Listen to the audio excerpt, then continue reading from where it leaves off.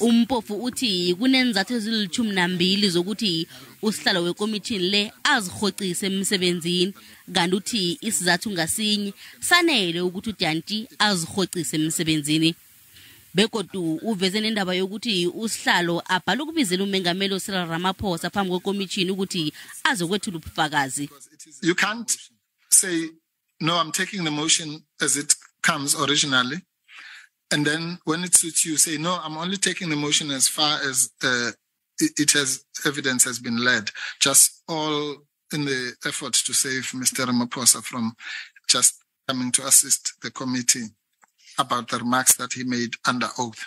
Mpofu bowangezelela nangendaba yesiqundo sathathwako mayelana neclient lakhe ngokuthi likhumbule nofana lihlome ngembuzo abanye abofakazi njengonobangela wehlelo lokurhoqisa.